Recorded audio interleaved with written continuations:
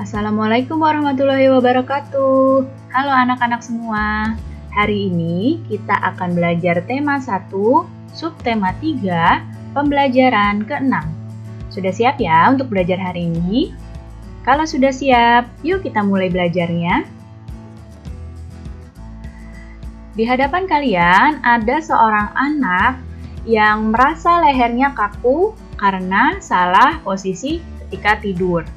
Nah, gangguan pada otot seperti itu bisa terjadi karena kebiasaan yang salah. Apa saja ya penyebab gangguan atau penyakit pada otot manusia? Penyebab yang pertama bisa karena pembawaan sejak lahir. Kemudian, penyebab yang kedua bisa karena infeksi bakteri atau virus. Dan penyebab yang ketiga bisa karena kebiasaan yang salah. Nah, yang paling sering nih penyebab gangguannya karena kebiasaan yang salah. Beberapa contoh kebiasaan yang salah yang dapat mengakibatkan otot kita menjadi sakit. Yang pertama, membaca buku dengan posisi tidur. Kemudian, membawa beban yang terlalu berat. Berjalan dengan tubuh membungkuk, tidur dengan posisi yang tidak benar, dan menulis dengan posisi duduk yang tidak benar. Kebiasaan-kebiasaan ini jika terus-menerus dilakukan, maka akan menyebabkan otot kita akan menjadi gangguan. Menjaga kesehatan organ gerak, terutama otot, sebenarnya dapat kita lakukan sejak kecil, melalui penerapan gaya dan pola hidup yang sehat, serta makanan yang sehat. Jika dilakukan sejak kecil, maka akan menjadi kebiasaan hingga kalian dewasa nanti, dan otot kalian akan tetap sehat sampai kalian dewasa nanti. Bagaimana ya cara mencegah terjadinya kelainan pada organ gerak? Yang pertama, dengan memperbanyak mengkonsumsi sayuran dan minum susu berkalsium. Kemudian yang kedua, agar terhindar dari artritis, sebaiknya selalu menjaga metabolisme asam urat di tubuh dengan membatasi makanan yang dapat memicu meningkatnya asam urat. Yang ketiga, agar terhindar dari lordosis, kifosis, dan skoliosis, sebaiknya melakukan olahraga yang teratur dan menghindari kebiasaan sikap tubuh yang salah, terutama ketika duduk ya. Ketika duduk, kalau posisi duduknya salah akan menyebabkan kelainan lordosis, kifosis, dan skoliosis, dan itu tidak kita sadari. Kalau sikap duduk kita benar, maka kita akan terhindar dari lordosis, kifosis, dan skoliosis. Kemudian, agar terhindar dari osteoporosis atau pengeroposan tulang, dianjurkan untuk mengkonsumsi makanan dan minuman yang banyak mengandung kalsium. Kemudian, agar terhindar dari rakitis, dianjurkan untuk banyak mengkonsumsi telur, susu, dan minyak ikan, serta berjemur di pagi hari. Seperti yang kita tahu ya, matahari di pagi hari itu banyak mengandung vitamin D yang bagus untuk tulang dan tubuh kita. Nah, sekarang kita akan membahas langkah-langkah membuat cerita berdasarkan ide pokok. Sebelumnya sudah pernah Ibu bahas, sedangkan sekarang akan kita bahas kembali atau kita ulas kembali.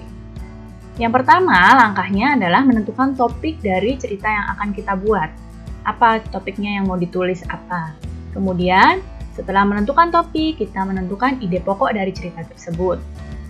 Setelah dapat ide pokoknya dikembangkan menjadi kalimat utama. Kita buat kalimat utamanya. Setelah jadi kalimat utamanya, langkah berikutnya membuat kalimat pengembang yang mendukung kalimat utama. Langkah selanjutnya merangkai kata-kata hingga menjadi cerita yang urut, dan jangan lupa perhatikan ejaan dan pemilihan kata-kata dalam cerita tersebut.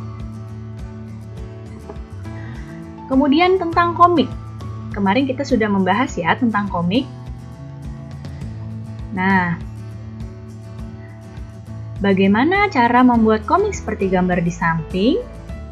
Sebelum kita bahas cara membuat komik, coba perhatikan dalam komik ini ada berapa frame gambar? Ya, ada 4 frame gambar. 1, 2, 3, 4. Kemudian, ada berapa balon kata pada komik ini? Ya, ada 6. 1, 2, 3, 4, 5, 6. Nah, sekarang kita akan bahas cara membuat komik seperti gambar di samping. Berikut langkah-langkah membuat komik. Yang pertama, sebelum membuat komik, kita harus tentukan dulu tema komiknya tentang apa. Setelah tentukan temanya, kita buat judul dari komik tersebut.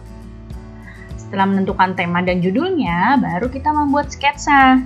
Membuat sketsa ini biasanya menggunakan pensil. Kita tuangkan ide cerita dalam gambar secara garis besar. Buat sketsa ini jangan lupa pakai pensil ya.